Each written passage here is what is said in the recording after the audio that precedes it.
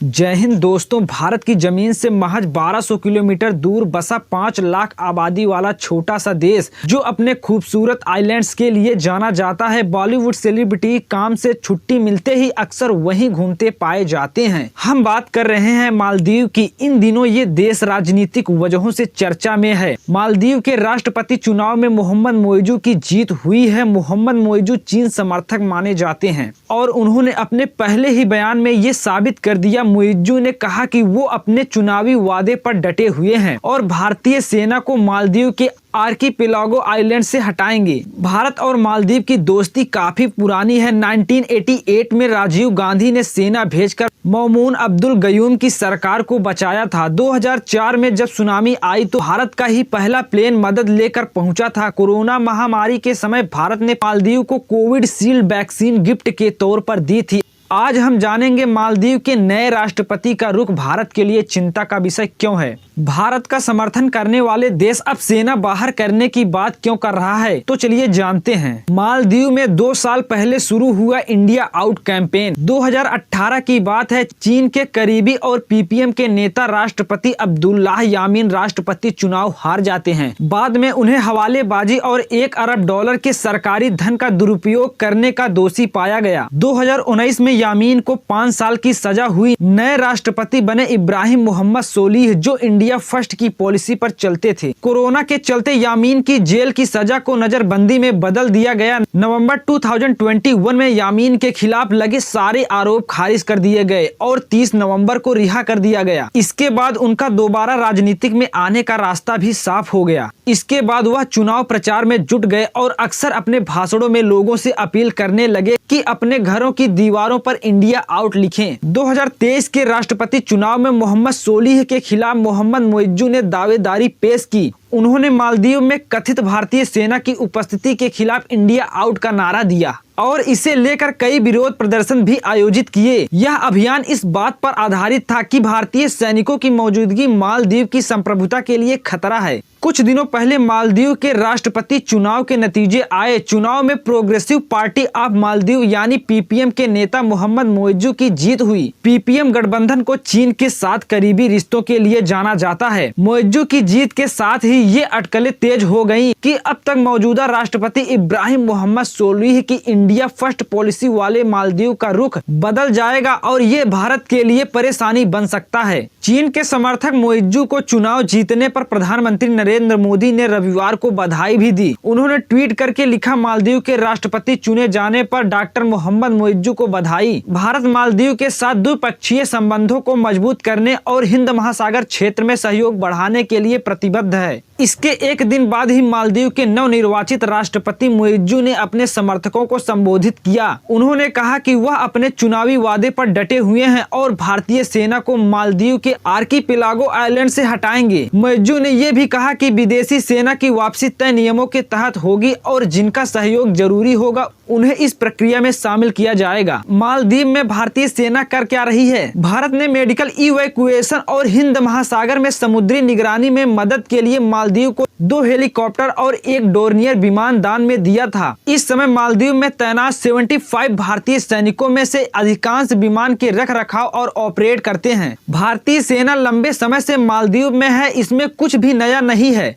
Australia में national security college में senior research fellow doctor David booster कहते हैं कि भारतीय सैनिक मालदीव नेशनल डिफेंस फोर्स के तहत काम करते हैं। उनका मुख्य काम 1 विमान और 2 हेलीकॉप्टरों को छोटे द्वीपों से मरीजों को इलाज के लिए अस्पतालों तक पहुंचाने में इस्तेमाल करने के लिए सहयोग देता है। मैं इस बात से हैरान हूं कि मोइजू और उनके समर्थक सोचते हैं कि यह बुरी बात है। क्या चीन के बढ़ते दखल की वजह से मालदीव ऐसा कर रहा है? साल 2008 से पहले मालदीव में मौमून अब्दुल गयूम का शासन था। इस दौरान मालदीव संतुलनवादी नीति अपनाता था, यानी किसी भी देश का खुलकर समर्थन नहीं करता था। लेकिन 2008 में मोहम्मद नशीद मालदीव के राष्ट्रपति बने। इसके बाद से मालदीव ने भारत की ओर अपने झुकाव को सार्वजनिक किया। इस दौरान नशीद ने खुलकर चीन की आलोचना की। वहीं 2013 में अब्दुल्लाह यामीन सत्ता में आए। उन्होंने भी मुखर विदेश नीति की परंपरा अपनाई, हालांकि उनका झुकाव चीन की ओर था। इस दौरान यामीन ने हिमालय को हुल हिमालय द्वीप से जोड़ने वाले 2.1 किलोमीटर लंबे 4 लेन वाले ब्रिज का उद्घाटन किया था। यह एकमात्र ब्रिज है जो द्वीप समूह में द्वीपों को जोड़ता है, जहां लोग अलग अलग एटोल के बीच नावों पर यात्रा करते हैं। बीजिंग ने इस प्रोजेक्ट के लिए $200 मिलियन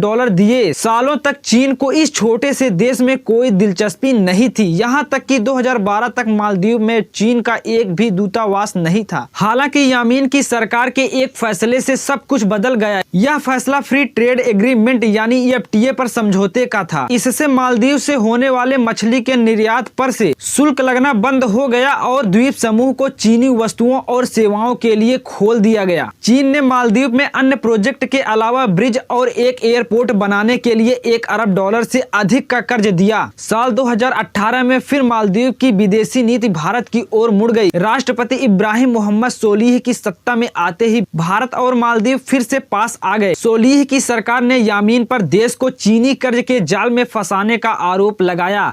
6.1 अरब GDP वाले मालदीव पर GDP का 113% कर्ज है। मालदीव सभी क्षेत्रों में भारत पर बहुत अधिक निर्भर है, चाहे वह बुनियादी ढांचे के विकास की बात हो या स्वास्थ्य और शिक्षा की। मालदीव भारत की मदद इन क्षेत्रों में लेता है। वहीं एक्सपर्ट कहते हैं कि भारत का करीबी होने के साथ ही इब्राहिम मोहम्मद सोलिह सरकार किसी देश की विरोधी नहीं रही है। इब्राहिम मोहम्मद सोलिह ने कॉमनवेल्थ के साथ मालदीव के रिश्तों की फिर शुरुआत की, चीन के साथ बेहतर संबंध रखे और कई देशों के साथ राजनीतिक संबंध स्थापित किए। मालदीव में चीन समर्थक सरकार का बनना भारत के लिए चिंता की बात क्यों है? चीन के लिए मालदीव सामरिक रूप से काफी अहम है। मालदीव रणनीतिक रूप से जिस समुद्र में बसा है वो काफी अहम है। चीन की मालदीव में मौजूदगी हिंद महासागर में उसकी रणनीतिक का हिस्सा है। 2016 में मालदीव ने चीनी कंपनी को एक द्वीप 50 साल की लीज पर महज $40 लाख में दे दिया था। भारत के लिए भी मालदीव का महत्वपूर्ण नहीं है। मालदीव भारत के बिल्कुल पास में है और वहाँ चीन पैर जमाता है तो भारत के लिए चिंतित होना लाजमी है। भारत के लक्षद्वीप से मालदीव करीब 700 किलोमीटर दूर है और भारत के मुख्य भूभाग से 1200 किलोमीटर। विपरीत हालात में मालदीव से चीन का भारत पर नजर रखना आसान होगा। मालदीव ने चीन के साथ फ्री ट्रेड एग्रीमेंट किया है, यह भी भारत के लिए हैरान करने वाला कदम था। इससे साफ है कि मालदीव भारत से कितना दूर हुआ है और चीन के कितना करीब आ गया।